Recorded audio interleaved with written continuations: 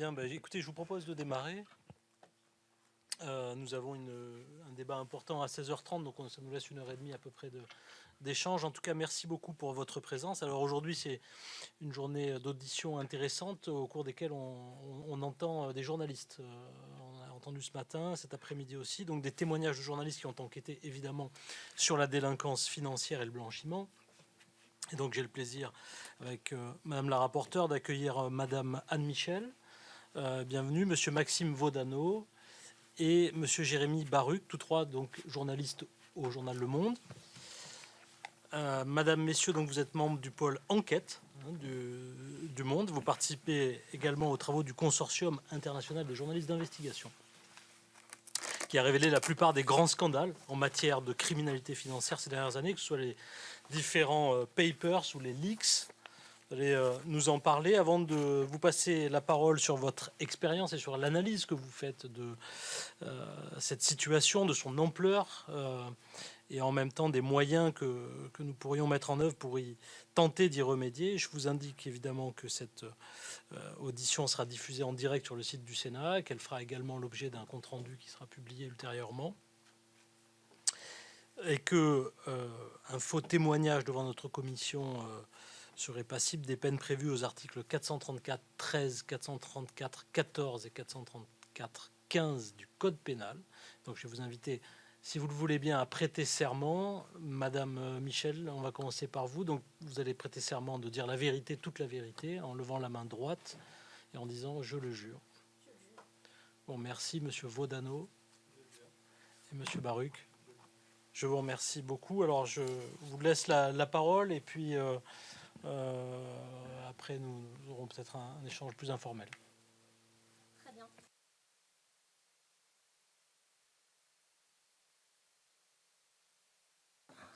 Comme ça ?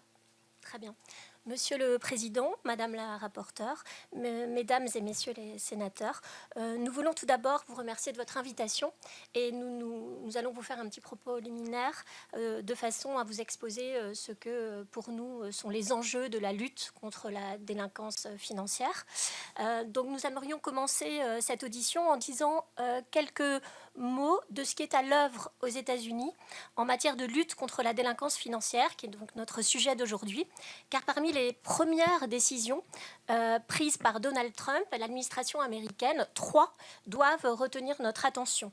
D'abord, le 10 février, ce fut l'assouplissement de la loi anticorruption américaine, le fameux Foreign Corrupt Practices Act de 1977, avec l'annonce de la suspension des poursuites prévues par cette loi contre des entreprises qui auraient versé des pots de vin pour remporter des marchés. Il y avait quand même eu en 2024 une trentaine environ d'actions en justice contre de telles entreprises, et parmi lesquelles notamment les géants miniers Glencore et Trafigura. Donc en fait, cette décision revient à octroyer une sorte de permis de corrompre au milieu d'affaires. Ensuite, fin février, est intervenue l'amorce d'un mouvement de dérégulation financière qui a ciblé cette fois l'agence de protection contre la fraude financière, le Consumer Financial Protection Bureau, qui lutte contre les petites escroqueries, mais aussi les grandes fraudes financières. Et donc, avec l'annonce de plusieurs centaines de suppressions d'emplois parmi cette agence et en projet la suppression également des archives de l'agence. En fait, est intervenue aussi dans le même temps, a été annoncée l'intention de limiter le droit de regard des actionnaires d'entreprises sur les sujets environnementaux et sociétaux. Enfin, dimanche dernier, donc nous étions le 2 mars, le département du Trésor a annoncé son intention de neutraliser une partie de la loi sur la transparence des entreprises, le Corporate Transparency Act, alors qu'il avait suspendu en février les pénalités, les amendes prévues pour les groupes qui ne déclarent pas leurs bénéficiaires effectifs dans les délais. Le département du Trésor a cette fois annoncé vouloir restreindre le champ d'application de la loi aux seules entreprises étrangères. Donc ces mesures ne sont sans doute qu'un début, parce qu'elles traduisent une intention politique claire qui est de déréguler.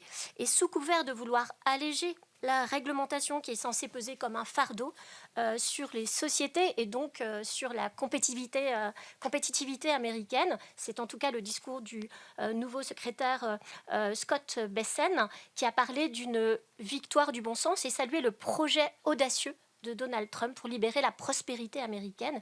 Eh bien, ces mesures véhiculent l'idée que finalement, la criminalité financière et la corruption ne seraient pas si graves et ne doivent donc pas être réprimées, voire même peut-être sous-jacente l'idée que la criminalité financière et la corruption sont constitutives finalement de l'activité économique et financière inévitable, tolérable. Ce qui se profile à travers ces annonces, qui sont pour l'instant à l'état d'annonce, c'est la dépénalisation de la criminalité financière. Or, dans ce contexte, l'impact, alors qu'on mesure bien l'impact des décisions de la première puissance économique mondiale et puis sa force d'entraînement, les décisions que prendront l'Union européenne et la France pour son territoire, mais aussi au niveau de l'Union européenne pour appuyer les politiques publiques en matière de lutte contre la criminalité financière, eh bien, ces décisions n'en seront que plus importantes. Ce qui est en jeu relève d'un choix politique, soit dérégulé dans le sillage des États-Unis, sous l'effet de la pression créée par les premières décisions de l'administration Trump, ou tenir bon la barre, en expliquant que le corollaire de l'économie de marché, ce qui assure au contraire son bon fonctionnement et aide à prévenir les crises et les scandales, dans une certaine mesure, c'est d'une part la régulation et d'autre part la transparence. Donc du coup, dans ce contexte de mondialisation financière où on est censé prôner cette transparence et cette régulation, on voit surtout cette interconnexion des systèmes financiers. La plupart des enquêtes sur lesquelles nous, on a travaillé nous conduisent sur une délinquance financière d'envergure internationale, donc pas uniquement française. Donc on pourrait parler des Panama Papers, de SwissLeaks, OpenLux. Il y en a beaucoup en Europe, à l'étranger, etc. On a un peu choisi de se fixer sur des trucs un tout petit peu plus récents, à commencer par les enquêtes sur les Émirats arabes unis,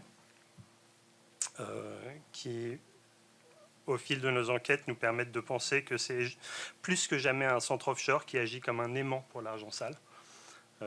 C'est quelque chose qu'on voit depuis quelques années, mais qui non seulement perdure, mais se renforce.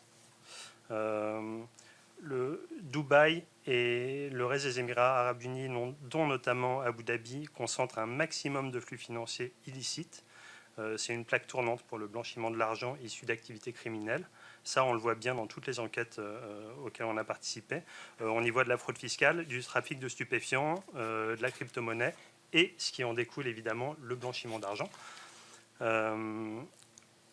Sachant que par ailleurs, ce pays est vu par la criminalité financière, tous les trafiquants de drogue, tous ceux qui font de la crypto, aussi beaucoup de personnes qui font de la fraude fiscale, comme une sorte de refuge, comme un havre de paix, pour échapper notamment aux justices européennes, dont françaises. Ça aussi, on le voit beaucoup.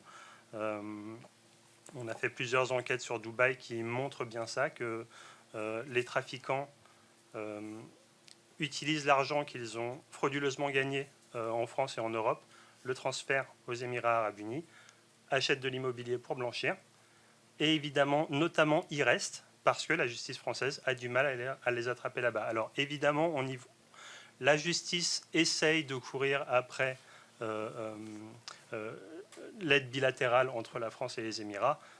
On voit bien que ça ne marche pas encore comme il faudrait, notamment, qu'il y a pas mal de blocages, notamment au niveau d'Abu Dhabi et de Dubaï. On voit aussi des conventions fiscales françaises qui sont toujours assez accommodantes, et qui continuent d'être exploitées pour éluder l'impôt. Encore une fois, notamment aux Émirats arabes unis. Dans nos enquêtes, on voit aussi pas mal de délinquances financières qui ont recours à des visas et à des passeports dorés, que ce soit à la Dominique dans les Caraïbes ou encore à Saint-Kitts-et-Nevis, Saint-Christophe-et-Niévès, en français, ou encore une fois des visas dorés aux Émirats arabes unis. Voilà, certains de ces passeports et de ces visas sont émis par des pays de l'UE, par ailleurs, Malte, Chypre. L'UE les encadre mais pour l'instant, ils ne sont pas ni formellement interdits, mais pour l'instant, ils sont plutôt acceptés malgré tout. Voilà, ces documents, les visas, les passeports dorés, sont des documents qui ne sont accessibles qu'aux riches. Donc on voit bien l'intérêt de ces visas et de ces passeports. Ce n'est pas pour tout le monde, c'est vraiment pour attirer une certaine forme de richesse. Et du coup, s'y engouffrent tous les criminels financiers. Voilà. Et du coup, on se rend bien compte que, que les passeports et les visas dorés constituent un des rouages essentiels de cette criminalité organisée, de cette délinquance financière. Par ailleurs, à chaque fois, lors de nos enquêtes, on le voit bien, il y a pas mal d'intermédiaires. À chaque fois, ces mêmes professions, des avocats, des agents immobiliers, des banquiers aussi. Toutes ces professions qui sont censées faire à la fois une due diligence, c'est-à-dire savoir à qui ils ont affaire et savoir d'où vient l'argent la plupart du temps. On le voit, cette question des intermédiaires financiers qui sont impliqués dans ces schémas frauduleux s'avère donc centrale. Ces questions, elles sont internationales, comme l'a décrit mon collègue Jérémy, mais elles irriguent assez naturellement des problématiques qui touchent plus précisément à la France, et je pense qui vous intéresse au premier chef dans cette commission. Les techniques d'opacification qu'on peut trouver dans les paradis fiscaux historiquement, qu'on a constaté depuis une dizaine d'années, voire plus, dans des leaks, dans des enquêtes, dans des petits confettis des Caraïbes, et ben, on en retrouve finalement des transpositions ou des échos en France. Il y a dans les enquêtes qu'on fait des techniques de dissimulation qui se maintiennent dans le contexte français. On peut en donner quelques exemples, mais par exemple des sociétés éphémères qui sont ouvertes et fermées très rapidement, c'est pas l'apanage du Panama ou des îles Vierges britanniques. On le constate en France, notamment à la faveur des difficultés qui peuvent être rencontrées sur le guichet unique des sociétés depuis quelques années, et la surveillance qui peut s'exercer au niveau des greffes des tribunaux de commerce. Il y a de nombreuses fraudes qui passent par des crédits d'impôt, par des mécanismes de carrousel que vous connaissez bien. Du point de vue des techniques de pacification des transactions, on observe toujours une grosse partie des problématiques autour de l'immobilier. Jérémy a parlé du blanchiment dans l'immobilier à Dubaï, mais la France n'est pas exempte de cette problématique-là. Sans pouvoir affirmer à 100% que tout relève du blanchiment, il y a plusieurs enquêtes qui ont essayé de se pencher sur cette question-là par le biais de l'opacité, qui est souvent la première étape avant le blanchiment. Et de ce fait, en fait, on a des outils intéressants qui sont apparus ces dernières années pour un petit peu observer ce phénomène en France, puisqu'on a des registres de plus en plus complets qui permettent de savoir à qui appartiennent les biens immobiliers, à quelles sociétés elles appartiennent. Et en croisant ces registres, nous-mêmes, des organisations non gouvernementales comme Transparency International font le constat régulièrement qu'il y a un grand nombre de sociétés qui possèdent de l'immobilier en France qui n'ont pas de bénéficiaires effectifs déclarés, qui utilisent des formes qui permettent de s'exempter de ces obligations ou qui s'en exemptent en toute illégalité sans être rattrapés par les autorités. Et cette question de l'immobilier, je pense qu'elle est centrale puisqu'elle permet de faciliter ce blanchiment. Il y a des techniques toutes simples qui continuent à être utilisées en France, par exemple d'éviter de transmettre un bien immobilier en cédant le bien d'une société à une autre, mais en se cédant les parts d'une SCI, ce qui permet d'éviter de déclarer les informations au greffe et permet d'éviter de déclencher tout un ensemble d'obligations auprès du fisc pour déclarer les propriétaires des biens. Donc ça, c'est des techniques toutes simples qui se maintiennent et qui pourraient faire l'objet peut-être d'une attention du régulateur pour faire face à cette problématique du blanchiment. Ce qu'on voit, c'est que il y a également très peu de déclarations de soupçons quand on regarde les statistiques qui émanent, qui sont rassemblées par les organismes régulateurs chaque année, qui émanent des différentes professions réglementées, combien font remonter des soupçons de blanchiment chaque année. On s'aperçoit que les banques sont aujourd'hui de bons élèves. Elles concentrent aujourd'hui 80%, je crois, des déclarations de soupçons qui remontent chaque année. Et on a tout un ensemble d'autres professions réglementées, qu'il s'agit des notaires, des agents immobiliers, des avocats qui sont réglementés à divers niveaux, qui, eux, continuent quantitativement de faire remonter peu de déclarations de soupçons. Donc on ne peut pas leur reprocher individuellement d'occulter des réalités, mais statistiquement, vu ce que nous on observe dans les enquêtes et le rôle central que ces types d'intermédiaires jouent, on peut s'interroger sur cette absence de transmission de déclaration de soupçon, parce que c'est vraiment la première étape, la première digue de l'édifice de protection contre le blanchiment dans notre perception, à savoir qu'on est sur un modèle qui repose beaucoup sur l'autorégulation et la responsabilisation des intermédiaires. Et si ces intermédiaires, qui sont des professions réglementées, ne respectent pas ces obligations de déclaration de soupçon, de vérification, de due diligence sur leurs clients, et ben c'est tout l'édifice qui est fragilisé, et les autorités, les services d'enquête se retrouvent à un petit peu essayer de vider l'océan à la petite cuillère, en attrapant les scandales par ce qui sort dans la presse, par telle ou telle source qui leur permet d'aborder les questions, mais ça ne permet pas de prévenir ces opérations de blanchiment de façon plus structurelle. On voulait vous faire un petit panorama de choses un peu plus récentes qu'on a observées, de nouvelles tendances. Anne, je crois que tu voulais démarrer. Oui, donc on voit par ailleurs de nouvelles tendances effectivement émerger dans les affaires de délinquance financière. S'agissant par exemple du trafic de drogue, dont on sait qu'il est en recrudescence, avec des opérations de blanchiment qui se déroulent sur le territoire français et à l'étranger. Donc sur le territoire français, c'est le recours dont vous avez entendu parler. Je pense à de petits commerces dont le chiffre d'affaires est artificiellement gonflé pour absorber les produits d'activité criminelle, en l'occurrence du trafic de drogue. C'est un constat qui est fait par les services de police. Donc ce sont différents commerces de tous ordres, des commerces de restauration, mais aussi ce qu'on appelle maintenant les barbershops, etc. De précédents intervenants, je crois, vous ont alerté sur ce sujet. Et à l'étranger, il s'agit du recours à des réseaux criminels organisés qui se sont fait une spécialité du blanchiment de l'argent via des sociétés écrans, voilà, et qui sont utilisées par tout un tas de trafiquants, mais aussi d'autres formes de délinquants financiers. On a parlé aussi par le passé de l'affaire des grossistes chinois d'Aubervilliers, voilà, qui était aussi un point chaud en matière de blanchiment. Pardon. La cybercriminalité est aussi en forte hausse. Donc, par criminalité, on entend les arnaques liées aux crypto-monnaies, notamment l'affaire Juicy Fields, que vous devez avoir en mémoire. Et on le voit à travers de nombreuses enquêtes, l'apparition de crypto-actifs, que ce soit pour des trafiquants de drogue, des groupes sectaires ou des réseaux qui s'adonnent à de l'arnaque en ligne, par exemple, et qui pratiquent ce qu'on appelle des rug pulls. Donc, en français, c'est le tirage de tapis, ou par analogie, si on tire un tapis sous vos pieds, vous tombez par terre en perdant tout ce que vous aviez entre les mains. Donc, nous, on s'intéresse aux grands risques qui sont pointés aussi par les autorités qui luttent contre la criminalité financière, et qui ont effectivement identifié le blanchiment via les crypto-monnaies. Oui, s'agissant des réseaux criminels, ce qu'on peut dire aussi, c'est pourquoi s'intéressent-ils aux crypto-monnaies, c'est qu'ils ont la volonté de réduire leur dépendance au cash, aux espèces.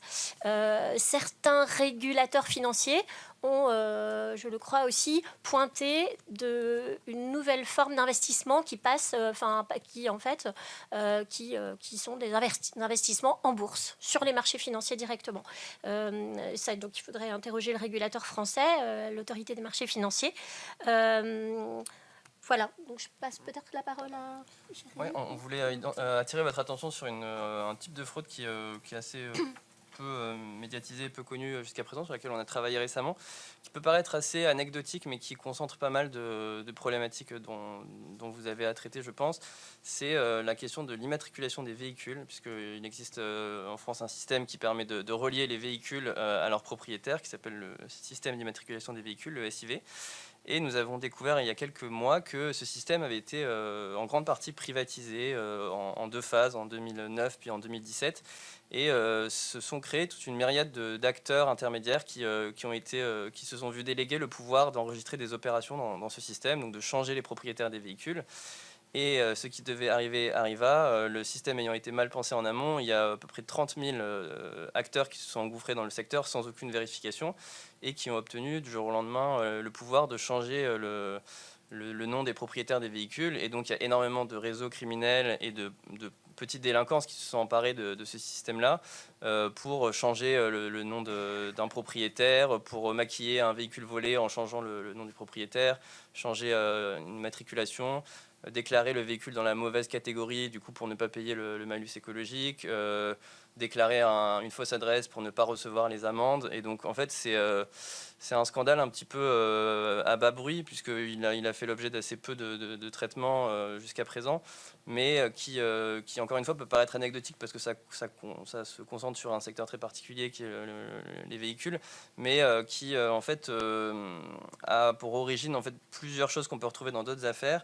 Il y a d'une part une grosse dimension de ce scandale qui relève de la structure des sociétés qui sont utilisées pour faire ça, puisqu'en fait on retrouve des gens qui créent des sociétés, qui les ouvrent, qui les ferment à l'appel, qui dès qu'ils sont repérés par les forces de l'ordre vont détruire la société à faire appel à une autre.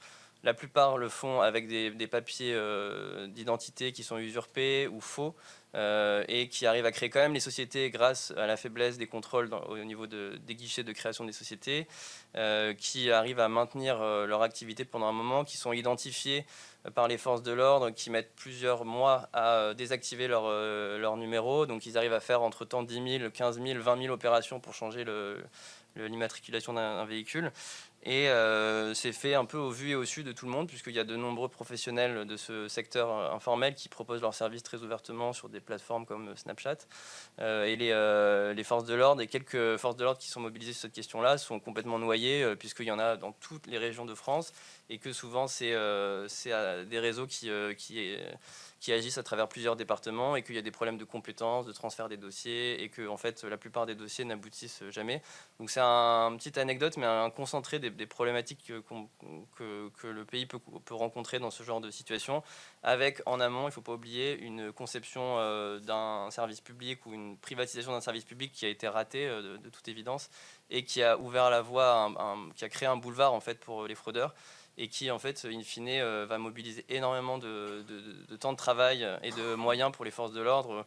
Je crois que dans chaque grande agglomération, il y a plusieurs personnes qui sont dédiées à plein temps pour gérer ce problème-là et sortir les véhicules des fourrières, etc. Donc on peut imaginer qu'ayant créé le système de façon un peu plus sécurisée, on aurait pu économiser un peu de temps et de moyens à ces forces de l'ordre. Et enfin, pour en finir un peu avec ce panorama, nos enquêtes nous mènent un peu à travers l'actualité internationale à des fraudes ce qu'on pourrait appeler des fraudes de circonstances, à défaut d'un terme plus accepté. On le voit avec le contournement des sanctions russes notamment, qui sont imposées par l'UE, alors que soit par le fait de grandes entreprises françaises ou étrangères, mais on a eu par exemple la société française Technip Énergie qui a cherché au moment où il y a eu les sanctions en Russie, a cherché à limiter ses pertes financières en retardant sa sortie d'un chantier de gaz dans l'Arctique. Donc ils ont reculé de plusieurs mois leur sortie pour finir de livrer autant qu'ils pouvaient des bouts de l'usine. Donc on parle de Arctic LNG 2, donc ça c'est le nom du projet. Donc ils ont fait en sorte, sous couvert de sociétés étrangères, sous couvert de bateaux étrangers, sous couvert encore une fois, de boîtes aux Émirats Arabes Unis, de faire en sorte de pouvoir continuer à faire leur livraison sans passer par la France du coup, sans pour autant être sanctionnés par les autorités françaises, parce que soit dit en passant, ils ont eu un aval plus ou moins tacite du pouvoir politique français, puisque Bercy ne s'est pas opposé à ces livraisons quand Technip leur a demandé s'ils pouvaient ou non livrer. Voilà, donc on le voit, donc ce contournement des sanctions russes. On a eu aussi une autre enquête sur le contournement des sanctions en Russie avec un gros négociant, mais c'est Anne qui pourra mieux en parler. Oui, donc on a enquêté récemment aussi sur un gros négociant de pétrole russe qui s'appelait à l'époque Coral Energy. À l'époque, c'était il y a quelques mois, puisque depuis, ils se sont rebaptisés, étant Two Rivers, le groupe Two Rivers, étant désormais sous surveillance internationale. Cette enquête a été publiée fin octobre 2024. Donc c'est une société qui a été relocalisée à Dubaï pour écouler les hydrocarbures russes au moyen de sociétés écrans, donc immatriculées à Dubaï et également à Hong Kong, et puis au moyen des fameuses flottes, du recours à la fameuse flotte fantôme dont vous avez entendu parler, flotte fantôme russe, mais pas seulement. Donc c'est la technique qui est employée pour contourner les sanctions. Ça consiste à dissimuler l'origine du pétrole, l'origine russe du pétrole, en procédant à des transbordements de navire à navire au large des côtes. Alors là, en l'occurrence, c'était au large des côtes grecques. Ça se pratique aussi à Malte. Et les bateaux, les navires ayant leur transpondeur éteint. Donc notamment, il y a tout un tas de techniques pour s'effacer des radars. Et donc là, ce qui est intéressant, c'est que donc un des enjeux pour nous, c'était de remonter la piste des intermédiaires, y compris des intermédiaires financiers qui financent ou qui assurent les cargaisons. Et c'est là qu'il y a une petite entrée française, européenne, puisque assurait ou finançait ou avait financé par le passé une partie de ces cargaisons des établissements financiers européens, et notamment une banque française, la Société Générale, qui avait financé l'activité de négoce de ce groupe pour plusieurs dizaines de milliers d'euros. Donc après, ça interroge à minima la politique de compliance et la surveillance en fait des groupes pour lesquels les établissements financiers travaillent, sachant que ce groupe-là, en l'occurrence, avait, au moment où ces intermédiaires financiers continuaient à le financer, déjà été sous sanctions américaines pour notamment une de ces entités. Ce qui est intéressant, c'est que là, ce sont des enquêtes pour lesquelles on décloisonne un peu nos compétences, nous, journalistes. C'est-à-dire que c'est une enquête qu'on a menée donc, à la croisée entre le service d'enquête traditionnel, nous qui enquêtons sur le terrain, sur des données financières aussi, qu'on a eu l'habitude de traiter avec les leaks que vous connaissez, et puis le service vidéo du Monde, notamment qui analyse alors qui fait de l'OSINT, hein, vous savez, c'est une technique d'enquête en source ouverte, qui analyse en fait toutes les images satellitaires, par exemple, dont on dispose. Donc c'était très intéressant parce que on a constitué en l'occurrence, et on le fait pour d'autres enquêtes, on constitue des petits pools de journalistes, et tous ensemble, en fait, on se nourrit des compétences qu'on a les uns les autres, et on analyse toutes ces données et pour finalement faire aboutir l'enquête. Donc c'est une nouvelle forme d'enquête et qu'on a tendance à développer dans nos enquêtes. Voilà, et c'est un sujet qu'on va continuer à suivre, sachant qu'on a parlé des États-Unis en préambule, et c'est vrai que maintenant, en filigrane, il y a aussi la question du devenir des sanctions américaines, hein, qui entraîne un peu d'ailleurs les sanctions de la communauté internationale, hein, le devenir des sanctions américaines qui visant la Russie. Voilà, mais c'est un autre sujet. Lié. Merci beaucoup, merci à tous les trois. Je vais passer la parole à Madame la rapporteure. Elle a plein de choses à dire.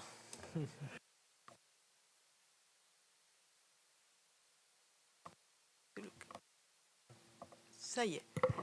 Oui, je voudrais vous remercier de vos interventions. Madame Michel, la dernière fois qu'on s'est parlé sur la fraude fiscale, c'est il n'y a pas très longtemps, mais la dernière audition, ce que j'ai dit à Fabrice Arfi ce matin, c'est le 17 octobre 2013. Nous n'avons pas pris une ride. Et les sujets demeurent. Donc vous voyez qu'on a quand même marqué ici au Sénat une certaine constance sur ces sujets. Moi, je voudrais juste, avant de passer la parole à mes collègues, vous dire que dans le cadre de du travail parlementaire, dans l'aide au travail parlementaire, le travail que vous faites en matière d'enquête de ce consortium est extrêmement important, parce que vous nous apportez en réalité souvent plus de matière que nos services des finances et autres administrateurs et administrations qui seraient susceptibles de nous fournir des données de façon à ce qu'on puisse légiférer dans des bonnes conditions. Et donc, très souvent, enfin en tous les cas en ce qui me concerne, avec certains de mes collègues, l'impulsion législative vient de la lecture de votre travail. La dernière en date, qui n'est pas la moindre, c'est quand même la fraude à l'arbitrage des dividendes.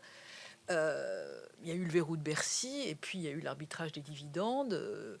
Nos 2 murailles de Jéricho qui ont fini quand même par céder.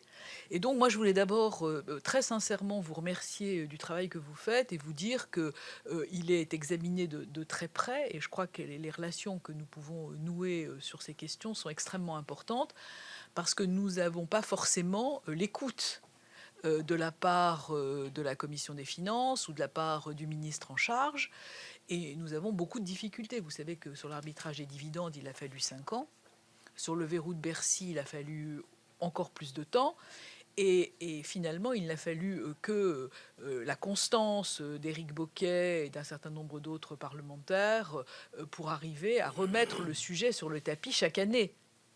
Ce qui crée chez nous quand même un certain désespoir et parfois un peu de renoncement. Donc vraiment, moi je voulais très très officiellement vous remercier de tout ce travail qui est vraiment très important. Et puis peut-être quand même une question sur les motifs de blocage. Comment est-ce que vous analysez ces motifs de blocage? Parce que finalement, prenons l'affaire que vous avez citée des fraudes à l'immatriculation, etc. Bon. À un moment, comment est-ce qu'on explique qu'on n'arrive pas à juguler ce type de fraude, qui est une fraude récente et qui est une fraude d'opportunité, très, très clairement. Bon. De la même façon, comment est-ce que vous analysez le temps qu'il a fallu pour régler la fraude à l'arbitrage des dividendes, puisque en réalité, au cœur de notre enquête, qui complète harmonieusement, j'espère, celle qui a été faite sur le narcotrafic, qui n'est qu'un élément, la commission d'enquête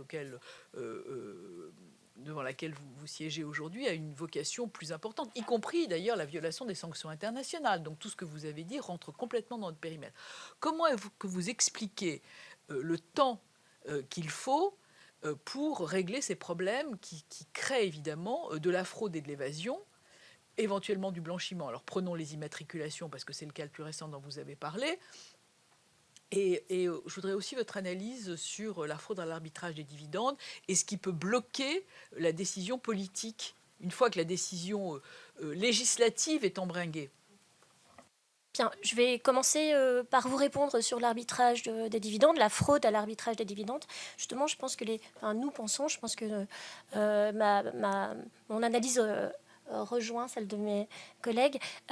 En fait, les freins qui ont pu être constatés dans cette affaire et dans le long chemin qu'il a fallu effectivement pour légiférer sur le sujet ont un nom. C'est le lobbying des banques, en fait, qui a été constant et sur tout depuis l'origine de la révélation des faits, donc en 2018, voilà, et jusqu'au dernier moment, puisque il y a eu des tentatives de modifier en fait le projet des sénateurs jusque dans la CMP, en fait.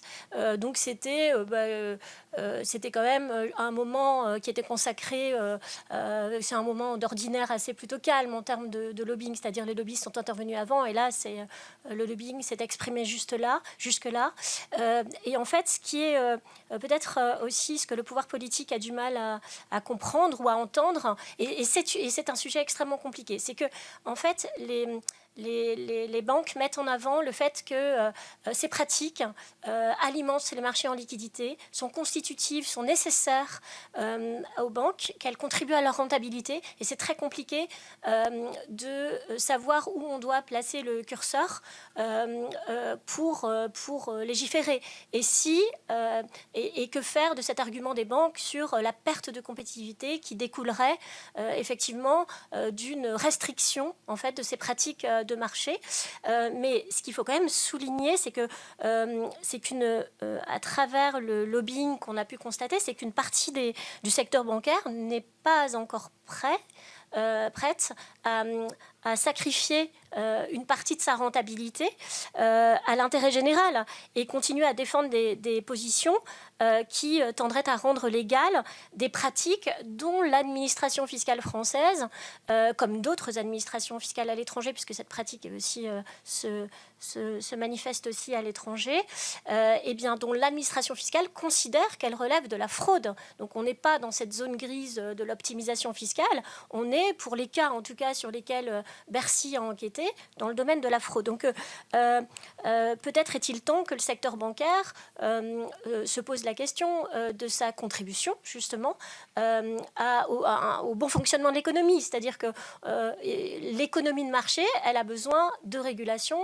de transparence, de régulation, et les pratiques qui confinent à la fraude, qui sont au-delà de l'administration fiscale, mais qui tangentent la fraude ou qui relèvent de la fraude, doivent être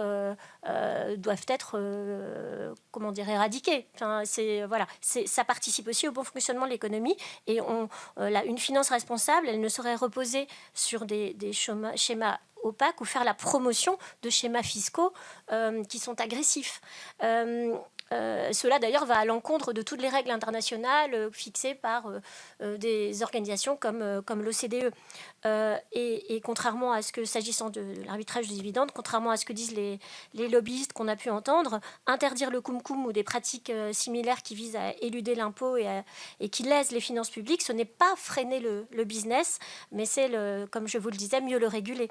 Voilà, donc il semble qu'en 2025, cette idée doive encore être défendue, énoncée. Ce qui est intéressant, je pense, c'est que les raisons de blocage diffèrent d'un dossier à l'autre, puisque dans le dossier de l'immatriculation des véhicules, je pense qu'il ne faut pas y voir une malice ou une forme de lobbying, parce que je pense que pas grand monde a intérêt à ce que ce système perdure, mais plus l'effet d'une désorganisation des services de l'État pour diverses raisons. Je pense qu'il y a un vrai défaut de remontée d'informations et de partage d'informations, parce que ces problématiques, elles sont constatées sur le terrain par des agents côté gendarmerie, côté police, côté services fiscaux. Ça remonte, mais c'est des gens qui sont souvent assez isolés dans leur organisation, qui n'ont pas forcément de point de contact au niveau national pour mettre en commun l'information. Ça passe beaucoup par j'envoie à un collègue qui est gendarme dans un autre département une lettre en le mettant en garde, en lui mettant une liste de 25 garages fictifs qui sont utilisés. Donc vraiment, c'est très artisanal la façon dont on lutte contre ça aujourd'hui. Et on n'a pas vraiment de plateforme de mise en commun, alors que je pense que c'est quand même identifié maintenant comme une problématique assez importante pour les finances publiques, pour la sécurité routière, pour la fiscalité écologique, etc. Donc je pense que ça pourrait justifier la mise en place d'une cellule, je ne sais pas quelle forme elle pourrait prendre, mais en tout cas qui associe les différents services d'enquête là-dessus. Ça nécessite une impulsion au niveau cabinet, j'imagine, et au niveau de l'administration. On ne peut pas dire que c'est quelque chose qu'on découvre aujourd'hui, qu'on a révélé vraiment pour la première fois, nous, à l'automne. En fait, c'est quelque chose qui est identifié depuis assez longtemps au niveau local. Il y a un algorithme qui a été mis en place dans les préfectures pour lutter contre cette fraude dès 2017, au bout de quelques mois après la mise en place du système, parce qu'ils se sont aperçus qu'il y avait des problèmes.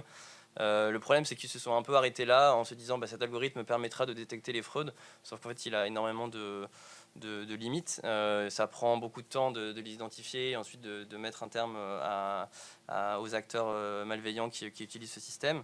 Je pense qu'une des pistes, au-delà de la coordination et de la mise en commun des informations, ça peut être aussi peut-être, c'est quelque chose qu'on voulait souligner, l'utilisation par les services d'enquête, quels qu'ils soient, de techniques que nous on peut utiliser en tant que journaliste, à savoir des bases de données, des sources ouvertes. Typiquement, je vous disais que cette fraude à l'immatriculation, elle peut se constater en 5 secondes. Je peux prendre mon portable, aller sur Snapchat et taper le mot-clé SIV et trouver une dizaine de fraudeurs qui proposent ces services-là. Donc il y a des forces de l'ordre qui font le travail d'aller screener ces plateformes-là pour essayer d'aller attraper les gens qui le font, mais ils n'ont aucune certitude que ces gens-là sont dans leur périmètre géographique, donc en fait souvent ça aboutit à rien. Donc l'utilisation des sources ouvertes au sens large, savoir les réseaux sociaux, les bases de données, en fait elle peut permettre d'attraper une partie de cette délinquance financière. Dans cette enquête-là, on est parti de témoignages, mais aussi de sources ouvertes comme celle-ci, comme les réseaux sociaux. On a pu identifier dans les registres du commerce énormément de sociétés qui sont enregistrées dans la catégorie commerce de véhicules légers, qui en fait est abusée par ce type d'acteurs. Et en fait, c'est très facile d'identifier. Ces sociétés ont 0 salarié. Elles sont souvent enregistrées à des adresses qui sont fictives. Donc en fait, de façon très automatique, ça serait possible pour des services de l'État d'identifier en masse ces sociétés et de les radier et de mettre fin à leur accès à ce système-là. Donc voilà, il y a peut-être une dimension, c'est de sortir du côté affaire par affaire et de mettre en commun et d'arriver à attaquer le sujet de façon plus systémique. C'est peut-être plus difficile au niveau légal pour les services d'enquête que nous, on peut le faire. Nous, on peut aller tous azimuts, regarder des bases de données, les croiser. C'est peut-être plus difficile au niveau légal pour certains services de le faire, mais en tout cas, je pense que c'est une voie à moyen et long terme pour attraper ces formes de délinquance et pas perdre trop de temps par rapport à la délinquance qui a souvent un coup d'avance. Merci Sylvie Vermeillet. Merci Monsieur le Président et merci pour vos exposés très très intéressants. Je vais avoir plusieurs questions. La première, je rebondis sur le SIV. Ça veut dire qu'aujourd'hui on peut immatriculer des véhicules sans agrément. Il n'y a pas d'agrément.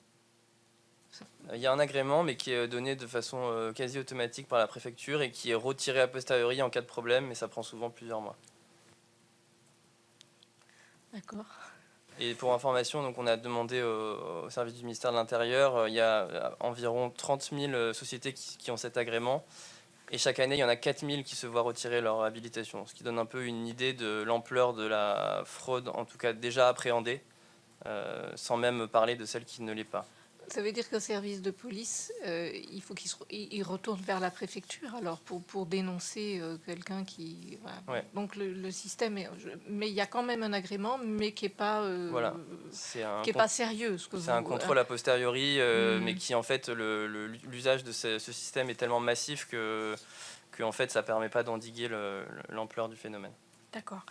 Je reviens sur ce qui se passe aux États-Unis et les restrictions du Corporate Transparency Act qui peuvent aboutir à la dépénalisation de la criminalité financière. Donc, j'imagine que les banques américaines vont se réjouir. Est-ce que vous avez déjà des échos de la Cour suprême c'est non. Parce qu'évidemment, je rebondis sur ce que vous venez de dire, Madame Michel, les banques françaises ou européennes vont nous dire exactement ce que vous avez dit, c'est-à-dire que elles aussi, il faut qu'elles soient concurrentielles, il faut que... c'est un parallèle avec l'arbitrage des dividendes, mais ça va être encore ça va être, vous voyez bien à quel point les banques américaines font des profits, et nous, si on veut rester concurrentiel, il faut aussi qu'on ait... voilà. Donc, je voulais savoir votre sentiment là-dessus, et puis mes autres questions sur les petits commerces ou pas d'ailleurs, qui n'ont pas d'activité. La DGFiP s'en aperçoit. Qu'est-ce qui manque à la DGFiP pour du coup être pertinente dans son action? Et puis ma dernière question, c'est sur toutes les professions intermédiaires, avocats, comptables, banquiers, notaires, agents immobiliers. Est-ce qu'on légifère pas assez? Est-ce qu'on les encadre pas assez sur les dénonciations à Tracfin? Est-ce qu'il faut revenir sur le secret professionnel quand le professionnel en question est certain d'une fraude? Est-ce qu'il faut toucher à ça? Moi, j'y suis favorable, mais qu'en pensez-vous? Alors, s'agissant des États-Unis, effectivement, on peut craindre que dans ce contexte de pression qui est mise sur la régulation financière au niveau américain, il y a un effet d'entraînement en fait et dans le reste du secteur financier. Justement, c'est pour ça que ça renvoie à l'importance en fait des positions que prendra l'Union européenne. Ça, on commence à en entendre parler de cette nécessité de réagir du politique et au niveau de l'Union européenne. Donc l'Union européenne et puis la France elle-même, quelles sont les positions qu'elle défendra? Est-ce qu'elle portera haut en fait la nécessité peut-être de maintenir simplement la réglementation financière existante? Ce sera déjà une première étape. Et puis, on ne sait pas si le contexte permettra d'aller au-delà, mais en tout cas, peut-être s'agira-t-il déjà de sauver l'existant. Ça sera sûrement quelque chose, un point qui sera à surveiller. Mais il faut quand même noter que, s'agissant de l'Europe, on n'est pas dans le contexte quand même américain. Et puis, en 2024, il y a eu ce nouveau paquet réglementaire anti-blanchiment qui a été pris donc, au niveau de l'Union européenne avec la création d'une nouvelle autorité européenne anti-blanchiment, l'AMLA, qui est établie à Francfort et qui va commencer ses travaux en juillet prochain normalement. Et en fait, il faudra regarder si elle impulsera une nouvelle dynamique anti-blanchiment face effectivement à toutes ces pressions, si ce n'est menaces, des régulations qui commencent à s'exprimer. Voilà, c'est ce qu'on peut dire sur le sujet. Jérémy, peut-être sur la suite? Oui, alors sur les petits commerces, votre question portait sur comment la DGFiP pouvait s'emparer de ce sujet et mieux surveiller. D'abord, le premier truc qu'il faut dire, c'est que la plupart des petits commerces sont quand même totalement légaux et il n'y a clairement aucune délinquance financière. Il faut bien voir que certains petits commerces sont utilisés par de la délinquance financière, et je pense notamment aux trafiquants de drogue qui utilisent ces petits commerces pour faire gonfler leur chiffre d'affaires et pour blanchir leur argent. Ils n'ont pas une grande différence, au moins en termes de façade, avec un petit commerce légal. C'est-à-dire qu'une onglerie qui ne marche pas bien, elle aura un chiffre d'affaires à peu près identique à l'onglerie qui est utilisée par un trafiquant de drogue pour blanchir son trafic de drogue. Donc, s'il faut pour la DGFiP pour mieux surveiller ces petits commerces, probablement qu'il faut déjà plus de moyens. Et encore une fois, comme le disait mon collègue, je pense qu'il faut utiliser des méthodes peut-être un peu plus novatrices en termes de traitement de l'information, en traitement des données, pour mieux pouvoir appréhender ce qui pourrait ressembler à du commerce légal, mais qui en réalité ne l'est pas et reste un truc de façade. Nous, on voit bien dans les affaires de trafic de drogue, quand un commerce, un bar à chicha ou autres sont utilisés par des trafiquants, le meilleur moyen de le voir, ça reste quand même un policier qui planque et qui voit qu'en fait, il n'y a strictement aucun client qui rentre dans ces lieux et qui pourtant font un petit peu, mais ils font quand même du chiffre d'affaires. Et c'est ce décalage-là qui permet de dire que effectivement, le commerce n'est pas utilisé pour faire du commerce, mais bien pour faire du trafic. Je veux pas donner de solution technophile ou autre. Je ne sais pas si c'est la solution, mais oui, d'utiliser. En fait, la quantité, la massification des données, notamment financières, permet probablement à de l'intelligence artificielle ou même à des enquêteurs chevronnés de pointer du doigt là où il y a des soucis. Juste, si je peux ajouter, pour le coup, la DGFiP, elle ne le voit peut-être pas, mais le comptable, il le voit. Alors, c'était ma dernière question. Est-ce qu'on n'encadre pas assez? Oui, ça fait une bonne transition. C'est sur la question des intermédiaires. Alors, j'espère ne pas dire de bêtises parce que je ne suis pas spécialiste de la législation applicable et tout, mais j'ai l'impression que il y a eu quand même un certain nombre d'évolutions ces dernières années, notamment dans le cadre des directives anti-blanchiment européennes, qui ont vraiment attaqué cette question de front, qui ont créé des obligations plus importantes pour ces intermédiaires. Et j'ai pas l'impression que la question du secret professionnel ait fait obstacle à ça. Je pense que dans l'application, en tout cas telle que la directive aujourd'hui est votée et les directives sont votées et transposées en France, en tout cas, je pense que le législateur au niveau européen a trouvé un point d'équilibre. J'ai l'impression qu'il y a plus une question d'application derrière, sur laquelle je reconnais humblement mes limites sur ça. Je ne sais pas comment les services d'enquête et l'administration fiscale où les différents services compétents agissent sur la question, mais j'ai l'impression qu'il y a une question de comment appliquer cette législation déjà. Est-ce qu'il y a des sanctions qui sont prises ? Est-ce qu'il y a de façon systématique, quand une affaire va au pénal, la recherche des responsabilités des différents intermédiaires financiers ? C'est souvent difficile pour les parquets d'aller chercher ça, mais je crois que ça fait partie de la politique du parquet national financier d'aller cibler dès qu'ils le peuvent les intermédiaires pour faire exemple d'une certaine façon. Et de façon peut-être plus modeste, de façon même quasiment administrative, le fait de mettre un peu plus sous pression ces intermédiaires pour des tâches aussi simples que de remplir des registres. Parce que souvent, ces comptables sont appelés à remplir les registres du commerce, les registres de bénéficiaires effectifs pour le compte de leurs clients.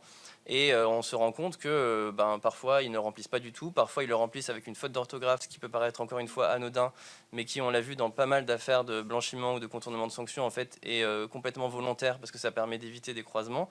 Et en fait, une erreur comme ça ou une omission dans un registre, souvent, ça aboutit à absolument zéro conséquence pour à la fois les bénéficiaires effectifs concernés et pour les professionnels financiers qui les ont aidés. Donc peut-être qu'il y a quelque chose aussi à rechercher du côté de l'application de ces obligations-là, même si c'est à un petit niveau administratif, ça peut amener les intermédiaires à faire davantage attention. Je crois que vous avez parlé aussi des déclarations de soupçons, dont on a pointé le fait qu'elles émanaient à 80% effectivement du secteur bancaire qui joue le jeu dans ce domaine-là, mais qu'il y a très peu de déclarations de la part des notaires, des agents immobiliers, etc., alors que l'immobilier est identifié comme un secteur de l'économie à haut risque de blanchiment par toutes les autorités compétentes. Et c'est d'autant plus important. Alors on remarque qu'il y a une permanence de cette non-déclaration de la part de certains professionnels pourtant assujettis à l'obligation de déclarer une transaction qui leur paraît suspecte. Et d'un rapport annuel de Tracfin à l'autre, voilà, ce constat est fait sans que beaucoup de choses changent. Or, Tracfin, il faut savoir que son travail d'enquête, mais vous le savez certainement, se fonde sur les déclarations de soupçons que lui remettent les professionnels assujettis.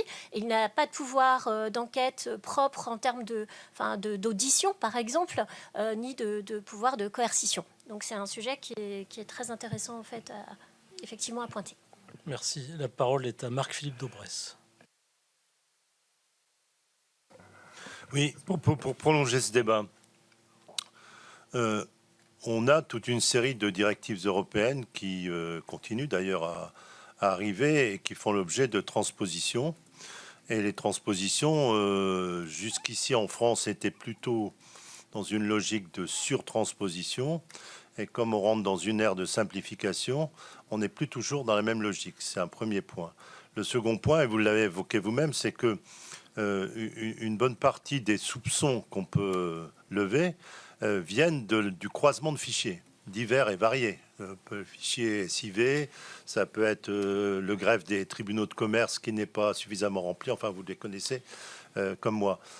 Or, quand on essaie de légiférer sur ces questions-là, on est souvent coincé par des objections juridiques qui nous sont faites sur attention, RGPD, protection des données, protection des libertés. Et donc, on voit bien que le chemin pour arriver à aller plus loin, alors que, je vous le signale, mais vous le savez, moi j'étais rapporteur de la loi LOPMI, donc d'orientation des moyens du ministère de l'Intérieur, on a mis des moyens considérables en cybersécurité. C'est-à-dire que cybersécurité, c'est un grand mot, mais je veux dire, la question des algorithmes ou d'utilisation sous réserve qu'elle soit contrôlée par une personne physiquement. On ne peut pas laisser à l'intelligence artificielle toute seule parce qu'on ne sait pas où ça se termine, mais sous réserve d'un contrôle humain derrière, qui s'autorise en ce moment sur un certain nombre de sujets, ce que je veux dire, c'est qu'on a les moyens techniques et, si on voulait, financiers, d'utiliser des cribles de croisement de fichiers à haute vitesse et à haute efficacité qu'on n'avait pas il y a quelques années. Bon. Donc la question, elle n'est pas technique ni financière de mon point de vue, elle est plutôt juridique. Moi, j'ai vu une mission sur la reconnaissance faciale, c'est pareil, on est à un moment bloqué sur des questions de ce type. Donc, est-ce qu'il ne faudrait pas que dans certaines législations, on puisse, lorsqu'il y a des circonstances spécifiques de soupçons levés par tel ou tel, pouvoir utiliser des techniques spécifiques de ce type qui seraient des cribles de croisement de fichiers, pour simplifier mon propos. Ça fait écho à un des gros problèmes qu'on a rencontrés dans les 2 dernières années, et qu'on n'est pas les seuls en tant que journalistes, les ONG également, et les chercheurs, et puis plus largement, c'est toute la question de la transparence financière. Parce qu'on avait fait d'énormes progrès à la faveur des précédentes directives anti-blanchiment pour mettre en place ces registres, notamment les registres de bénéficiaires effectifs, qui sont une mine d'or pour nous. Nous, on a vraiment du mal à travailler sans ça. Ça permet d'associer vraiment le véritable propriétaire déclaré à une société. Et on était dans une petite parenthèse enchantée jusqu'à, je ne sais plus quelle est la date, 2022 ou 2023, quand un arrêt de la CJUE nous a un petit peu soufflé l'hiver glaciaire donc sur les journalistes et les gens qui travaillent sur ces questions de transparence financière, puisque les juges ont mis en avant un principe supérieur de protection de la vie privée qui l'emporterait sur l'intérêt du public et de la société à avoir à connaître ce type d'informations. Donc ça a été vraiment un gros problème pendant quelques temps. Il y a eu une solution qui a été trouvée dans le cadre de la 6e directive anti-blanchiment, qui est une sorte de point d'équilibre, qui a fermé ces registres pour le grand public, mais qui les a réouverts au cas par cas pour les journalistes, pour les ONG, pour les chercheurs, sur demande au cas par cas. Donc nous, on y a toujours accès dans ce cadre-là. Donc nous, on peut s'en féliciter, et il y a ce point d'équilibre qui a été trouvé. Néanmoins, je pense qu'en tant que société, on y a perdu, parce qu'il y a énormément d'affaires qui ont pu sortir parce qu'un citoyen lambda avait trouvé sur un registre une société qui appartient à un conseiller municipal de par chez lui, parce que tel journaliste qui n'a pas encore sa carte de presse, dans le cadre d'une enquête, dans le cadre de ses études, a mis la main sur une information intéressante, mais aujourd'hui il n'a pas accès à ce registre-là. Donc on est un petit cercle d'élus, d'initiés à avoir accès, mais en fait il y avait un énorme intérêt à ce que le grand public y accède pour exercer une forme de surveillance quasi panoptique sur le système économique et sur ces sociétés-là. Donc on y perd. Je ne sais pas s'il y a une solution législative qui peut se profiler. En tout cas, j'ai l'impression que la voie est fermée au niveau législatif, au niveau européen, pour légiférer avec cette tension entre le respect à la vie privée et la criminalité financière.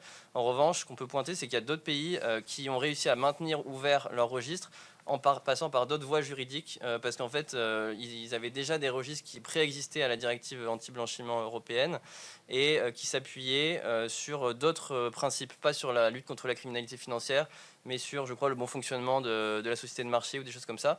Et ça leur a permis de trouver une sorte de ligne de crête qui leur a permis de maintenir ouvert leur registre. Donc on peut imaginer, dans un monde idéal, que le législateur européen trouve une ligne de crête pour réouvrir ces registres en utilisant un autre principe. Mais effectivement, c'est un gros problème. Et le problème, c'est que effectivement, on pourrait imaginer au cas par cas des autorisations pour, dans le cadre d'un soupçon ou d'un type de situation particulière, donner l'accès à ces données. Mais le problème, c'est que techniquement, souvent, ces croisements fonctionnent de façon non discriminée, et c'est très difficile de conjuguer une approche massive de croisement de fichiers informatiques avec une autorisation au cas par cas d'accès aux données. Donc techniquement, c'est possible de trouver des solutions, mais elles seront toujours moins fonctionnelles qu'un accès massif. C'est évident. Merci. Moi, j'avais une question aussi. Comment jugez-vous la coopération internationale entre journalistes d'investigation face à la mondialisation de la criminalité financière? Première question. Et deuxième question, est-ce que vous jugez qu'il y a des pays qui sont mieux armés que le nôtre dans cette lutte? Est-ce qu'il y a des exemples intéressants à l'étranger?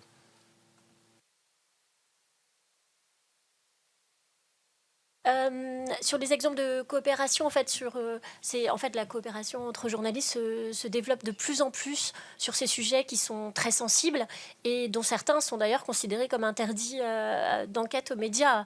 Et en fait, on développe des petites coopérations de plus en plus. Alors, vous avez mentionné, Madame Goulet, l'ICIG. Et en fait, on coopère avec d'autres consortiums et de plus en plus, on met en place des petites collaborations, si j'ose dire, spontanées autour de sujets d'intérêt public que nous avons repérés ou qu'un média à l'étranger a repéré. Donc on travaille à 3-4 comme ça médias. Et aussi, il y a, moi je voudrais mentionner aussi le travail d'utilité publique que fait le collectif Forbidden Stories, qui continue en fait, qui a été créé par Laurent Richard pour continuer le travail, les enquêtes des journalistes qui ont été assassinés, sinon menacés, entravés en tout cas dans l'exercice de leur métier. Donc on est allé enquêter par exemple au Guatemala sur les agissements d'une compagnie minière russo-ukrainienne. On a travaillé, il était important, en fait, l'idée c'était donc qu'il y avait un journaliste et un média local en particulier qui était menacé. Mais physiquement, pas seulement juridiquement et judiciairement, mais physiquement. Donc on est allé, on a constitué un petit pool de journalistes pour en quelque sorte mettre notre liberté, la liberté dont on dispose, au service de ce média et poursuivre les enquêtes à leur place et publier ensemble, donc ce qui confère à la fois de la sécurité pour les journalistes localement, qui se trouvent face à des grandes machines comme ça, avec beaucoup des intérêts financiers énormes, et puis qui ont recours, s'agissant des compagnies minières, à des milices privées, des hommes de main, etc. Et donc le fait de travailler ensemble, ça protège, ça confère de la sécurité aux journalistes locaux dans ces pays où l'état de droit n'est pas respecté, et puis et ça assure aussi une résonance à ces enquêtes. Donc voilà, sur ces sujets-là, et de plus en plus les sujets environnementaux sont des sujets qui sont sensibles et sur lesquels il est très compliqué d'enquêter, voire très dangereux dans certains pays. Oui, moi je voudrais parler en termes de coopération journalistique qui fonctionne de l'OCCRP, Organized Crime and Corruption Reporting Project, qui est un collectif de journalistes qui est principalement basé vers l'Europe, enfin tourné vers l'Europe de l'Est, et qui regarde un peu comment fonctionne, quelle corruption ils peuvent trouver, et en Russie et dans les pays baltes, un peu partout aussi dans le monde, parce qu'ils sont aussi tournés vers l'Amérique latine, vers l'Afrique. Ils font partie de ces organisations sur lesquelles nous appuyons assez fréquemment pour sortir nos leaks, avec lesquels on travaille beaucoup. On a pas mal travaillé avec eux dans le cadre des passeports dorés. Dans les Panama Papers, ils faisaient aussi partie de ces personnes avec qui on travaillait. On a travaillé avec eux sur les sanctions russes, etc. Donc c'est un collectif qui est assez bien ancré dans le microcosme journalistique d'investigation. Ils sont depuis assez récemment attaqués par l'administration Trump, très frontalement, notamment par Elon Musk, qui les a désignés comme les suppôts de Satan, comme les personnes qui, en réalité, profitent de l'aide financière américaine et qui s'attaqueraient uniquement au président Trump et pas du tout au reste. Donc, du coup, ils sont sous le coup d'une injonction de l'administration à réduire leur travail. Du coup, eux-mêmes ont perdu pas mal quand les États-Unis ont coupé USAID. Ils ont perdu aussi de l'argent. Du coup, ils sont dans une situation catastrophique, c'est pas le terme, mais ils sont quand même dans une situation un peu plus précaire, et notamment parce que les journalistes avec qui ils travaillent, qui sont des sortes de sous-groupes de l'OCCRP, qui sont basés dans les pays baltes ou ou voilà, dans des pays d'Europe de l'Est. Oui, au Kazakhstan notamment, par exemple. Eux, du coup, ne reçoivent plus du tout de fonds parce que l'OCCRP n'a plus d'argent. Donc, du coup, cette attaque contre l'OCCRP a des répercussions sur le reste de la profession journalistique et sur l'enquête. Voilà. Et Ouais. juste en ce qui concerne rapidement en ce qui concerne les bons exemples à l'étranger, en matière de lutte anti-blanchiment de façon générale, moi j'ai pas spécialement de référence en tête. En revanche, on s'intéresse plus égoïstement à la question de la transparence et encore une fois des registres, et ce qui peut avoir en fait des effets vertueux pour ensuite la lutte anti-blanchiment. Les deux bons exemples, c'est l'Estonie et le Danemark, qui ont des très bons registres de longue date, dans lesquels on peut aller retrouver tout l'historique depuis longtemps des bénéficiaires effectifs. On a fait une grosse enquête l'année dernière sur un homme d'affaires franco-libyen qui s'appelle Adrien Labi, qui a eu quelques déboires financiers, notamment avec de l'immobilier dans le Triangle d'Or à Paris. Et une bonne partie de ces sociétés étaient enregistrées au Danemark. Et en fait, l'enquête a été énormément facilitée par le fait que tous les documents étaient accessibles, y compris depuis les années 2000. Donc c'est un très bon exemple qui est souvent cité en matière de transparence financière. Merci beaucoup, Nathalie. Oui, une seconde, je voudrais faire une observation. Le chemin est encore long quand vous savez que la moitié des pays de l'Union européenne n'ont pas de fichier central des comptes bancaires, qu'on a vaguement tenté un FICOBA européen, mais qu'il y a une directive qui prévoit seulement des points de contact en 2029, ce qui évidemment freine la coopération. Moi, je voudrais revenir une petite seconde sur les États-Unis, parce que j'y vois notamment un sujet de coopération et d'inquiétude quand on connaît les contraintes que pose l'administration américaine sur notre secteur bancaire, sans réciprocité. Et je pense que la présidente Vermillet, avec le groupe d'amitié des États-Unis, prévoit un voyage aux États-Unis. Et je pense qu'il faudrait mettre ce sujet à l'ordre du jour du déplacement, parce qu'on ne mesure pas du tout les conséquences que ça va avoir. Je ne suis pas sûre que le président Trump les mesure non plus. Mais en attendant, je pense qu'il va y avoir une onde de choc sur la régulation, parce que, on l'a vu ce matin, mais dans le cadre de beaucoup d'autres auditions, l'exemplarité, c'est quand même très important. C'est-à-dire que d'un côté, le sentiment d'impunité, de l'autre côté, ce blanchiment qui serait un crime sans victime, etc., alors qu'on sait très bien que c'est évidemment pas le cas, puisque c'est déjà un crime démocratique. Il y a 2000 milliards qui échappent à l'économie réelle avec tout ce blanchiment.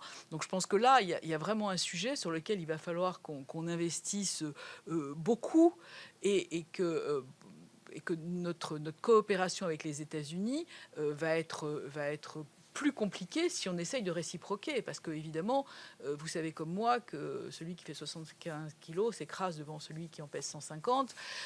Donc forcément, ça va créer beaucoup de difficultés. Mais moi, j'y vois beaucoup de sources d'inquiétude, de dérégulation, et on l'a vu avec les cryptoactifs. Puisque dès que le président Trump est arrivé, il a mis un coup d'arrêt à ce que la sénatrice Warren avait essayé de faire les autres années, avec une espèce de régulation des cryptoactifs. Donc je crois qu'on a là, Madame la Présidente, un sujet éminemment important. Est-ce que l'Europe pourra faire le poids face aux pressions américaines? C'est un vrai sujet. Et sur ces sujets qui sont évidemment transnationaux, comme vous l'avez très bien démontré et comme notre commission d'enquête espère le démontrer encore plus, ça posera aussi la question de la violation des sanctions internationales, dont on a vu que le président Trump a également pris une décision de façon à les alléger. En tous les cas, à alléger les sanctions qui pourraient venir en cas de violation des sanctions. Donc je crois que là, on a des réels motifs d'inquiétude.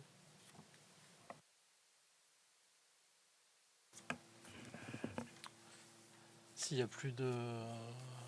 Merci beaucoup en tout cas de votre présence et de ces échanges très, très éclairants pour nous. Merci.